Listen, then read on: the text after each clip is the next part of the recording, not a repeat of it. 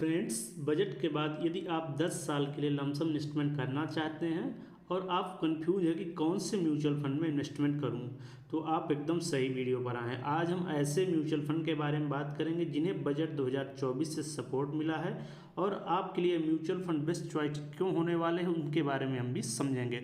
तो वीडियो को पूरा ध्यान से देखिएगा बिना स्किप किए हुए, क्योंकि वीडियो बहुत ज़्यादा इन्फॉर्मेटिव होने वाला है। चलिए शुरू करते हैं।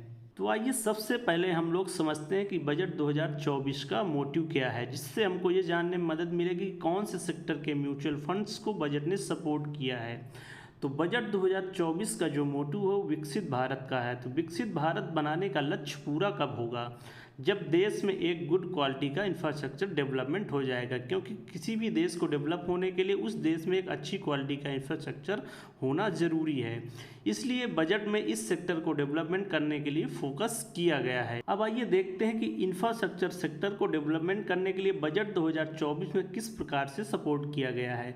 तो इस सेक्टर को डेवलपमेंट करने के लिए यहाँ पर जो कैपेक्स दिया गया है 11,11,111 करोड़ रुपए का इसको कैपेक्स दिया गया है इस सेक्टर को, जो कि जीडीपी का 3.4% है, जो कि काफ़ी ज़्यादा मात्रा है इस सेक्टर को डेवलपमेंट करने के लिए। अब इंफ्रास्ट्रक्चर सेक्टर को डेवलपमेंट करने के लिए जो ये पैसा दिया गया है, इसके माध्यम से इंफ्रास्ट्रक्चर सेक्टर में क्या क्या किया जाएगा, तो आइए समझते हैं। तो यहाँ पर पीएम आवास योजना के माध्यम से रूरल और अर्बन एरिया में घर बनाए जाएंगे। तो रूरल और अर्बन एरिया में जिन लोगों के पास घर नहीं है उनको घर मिल सकेगा और इकोनॉमी वो बेहतर तरीके से हमारी इकोनॉमी में वो लोग सहयोग कर सकेंगे। इसके साथ ही यहाँ पर 1.5 लाख करोड़ रुपए का इंटरेस्ट फ्री लोन प्रोवाइड कराया जाएगा स्टेट गवर्नमेंट्स को, जिससे वो इंफ्रास्ट्रक्चर सेक्टर में इन्वेस्टमेंट कर सकें और अपने स्टेट का इंफ्रास्ट्रक्चर को डेवलपमेंट कर सकें, जिससे यहाँ पर न्यू एम्प्लॉयमेंट जनरेट होंगी और जो हमारे देश में काम करने वाले लोग हैं उनका जो इकोनॉमी में सहयोग बढ़ सकेगा। इसके साथ ही यहाँ पर प्रधानमंत्री ग्रामीण सड़क योजना का 4th फेज लॉन्च किया जाएगा, जिससे क्या होगा कि जो ऑल वेदर में कनेक्टिविटी बढ़ेगी 25,000 रूरल एरिया में। तो यहाँ से ग्रामीण क्षेत्र का भी विकास किया जाएगा इसके माध्यम से, जिससे जो हमारे रूरल एरिया में रहने वाले लोग हैं, फार्मर्स हैं, उनकी कनेक्टिविटी बढ़ सकेगी और वो इकोनॉमी में ज़्यादा बेहतर तरीके से सहयोग कर सकेंगे। इसके साथ ही यहाँ पर इरिगेशन सेक्टर को भी काफ़ी ध्यान दिया गया है। इरिगेशन सेक्टर को बेनिफिट हो सके इसके लिए 11,500 करोड़ रुपए की लागत से Kosi मैकी intra state link project शुरू किया जाएगा। तो यहाँ पर इरिगेशन सेक्टर को भी काफ़ी बेनिफिट पहुँचाने की कोशिश की गई है। इंडस्ट्रियल कॉरिडोर डेवलपमेंट किए जाएंगे, जिससे इंडस्ट्रियल कॉरिडोर बन सकें और यहाँ पर जो एम्प्लॉयमेंट है जनरेट हो सके और इकोनॉमी में बेहतर तरीके से ये सहयोग कर सके। इसके साथ ही रोड कनेक्टिविटी के काफ़ी ज़्यादा ध्यान दिया गया है, क्योंकि किसी भी देश का इंफ्रास्ट्रक्चर तभी डेवलपमेंट हो जाएगा जब रोड कनेक्टिविटी अच्छे से हो पाएगी। तो यहाँ पर रोड कनेक्टिविटी को बेहतर करने के लिए 26,000 करोड़ रुपए की लागत से हाईवेज एक्सप्रेसवे डेवलपमेंट किए जाएंगे। तो यहाँ पर आप देख पा रहे हैं कि इंफ्रास्ट्रक्चर सेक्टर को डेवलपमेंट करने के लिए हमारे बजट में कितना ज़्यादा फोकस किया गया है। अब हमारे देश के इंफ्रास्ट्रक्चर को डेवलपमेंट करने के लिए कौन सी कंपनियाँ जिम्मेदार होंगी? इंफ्रास्ट्रक्चर सेक्टर के इन्वेस्टमेंट से इंफ्रास्ट्रक्चर सेक्टर की जो कंपनियां हैं उनको बेनिफिट फ्यूचर में हो सकता है। तो यहाँ पर कुछ इंपॉर्टेंट इंफ्रास्ट्रक्चर सेक्टर से रिलेटेड कंपनियां हैं जो फ्यूचर में काफ़ी ज़्यादा हमको बेनिफिट दे सकती है। तो यहाँ पर जो एक बड़ी कंपनी हो गई L&T लिमिटेड कंपनी हो गई, ये कंस्ट्रक्शन करती है, सर्विस प्रोवाइड करती है और मैन्युफैक्चरिंग भी करती है। तो यहाँ पर इस कंपनी को काफ़ी ज़्यादा बेनिफिट हो सकता है इंफ्रास्ट्रक्चर सेक्टर से।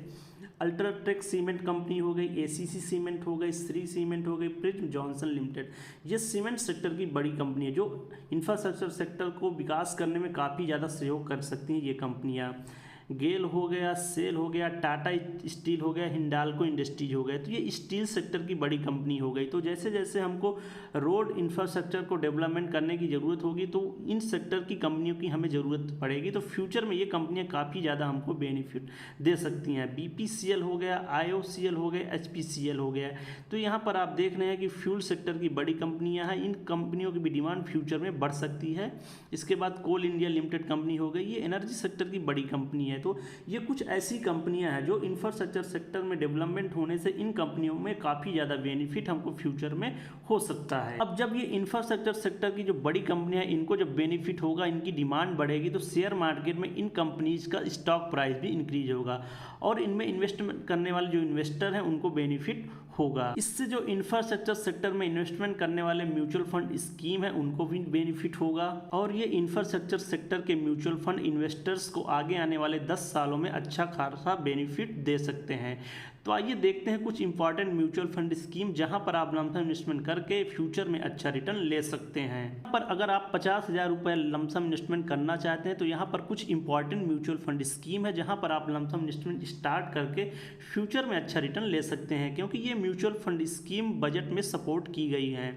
तो यहाँ पर पहली जो म्यूचुअल फंड स्कीम है वो SBI की इंफ्रास्ट्रक्चर फंड है।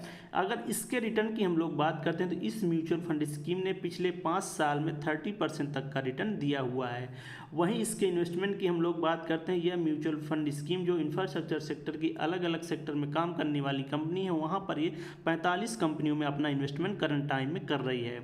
वहीं अगर हम लोग देखते हैं कि अगर आप इस म्यूचुअल फंड स्कीम में 50,000 रुपये का लमसम इन्वेस्टमेंट करते हैं और 10 साल के लिए इस इन्वेस्टमेंट को कंटिन्यू रखते हैं तो यहाँ पर आपको जो रिटर्न मिलने वाला वो 6.89 लाख रुपए का एस्टिमेटेड रिटर्न मिल सकता है। तो यहाँ पर आप 50,000 रुपये इन्वेस्टमेंट करके फ्यूचर में एक अच्छा खासा रिटर्न ले सकते हैं इस स्कीम से। इसके बाद इस लिस्ट में जो दूसरा इंफ्रास्ट्रक्चर फंड है वो इन्वेस्को इंडिया इंफ्रास्ट्रक्चर फंड है। ये भी काफ़ी कमाल का म्यूचुअल फंड स्कीम है। यहाँ पर भी आप 50,000 रुपये का लमसम इन्वेस्टमेंट स्टार्ट करके अच्छा रिटर्न ले सकते हैं। अगर इसके रिटर्न की हम लोग बात करते हैं तो इस म्यूचुअल फंड स्कीम ने पिछले 5 साल में 33.87 तक का रिटर्न दिया हुआ है। वहीं इसके इन्वेस्टमेंट पोर्टफोलियो की हम लोग बात करते हैं तो यह इंफ्रास्ट्रक्चर सेक्टर की 45 कंपनियों में करंट टाइम इन्वेस्टमेंट कर रही है। तो यह म्यूचुअल फंड स्कीम भी आपको फ्यूचर में एक अच्छा रिटर्न दे सकती है। इसके बाद इस लिस्ट में जो नेक्स्ट म्यूचुअल फंड स्कीम है वो कोटा infrastructure and economic reform fund है। अगर इस म्यूचुअल फंड स्कीम के हम लोग रिटर्न की बात करते हैं तो पिछले 5 साल से ये म्यूचुअल फंड स्कीम प्रत्येक साल में 30.78% के हिसाब से रिटर्न दे रही है। वहीं इसके इन्वेस्टमेंट पोर्टफोलियो की हम लोग बात करते हैं तो यह mutual fund scheme infrastructure sector की अलग अलग टॉप कंपनी में 49 कंपनियों में अपना इन्वेस्टमेंट कर रही है। तो ये कुछ इंपॉर्टेंट म्यूचुअल फंड स्कीम है जहां पर अगर आप 50,000 रुपये का लमसम इन्वेस्टमेंट स्टार्ट करना चाहते हैं तो यहाँ पर कर सकते हैं और 10 साल में एक अच्छा खासा रिटर्न आपको देखने को मिलेगा। तो फ्रेंड्स, अगर आप इन म्यूचुअल फंड स्कीम में इन्वेस्टमेंट स्टार्ट करना चाहते हैं तो अपने फाइनेंस एडवाइजर से सलाह लेकर इन्वेस्टमेंट स्टार्ट कर सकते हैं। और आपको वीडियो अगर ये इन्फॉर्मेटिव लगी हो, अच्छी लगी हो तो इसको लाइक कीजिए और अपने दोस्तों के साथ भी शेयर कीजिए। ठीक है दोस्तों, मिलता हूँ नेक्स्ट वीडियो में एक नए टॉपिक के साथ। टेक केयर, बाय, जय हिंद।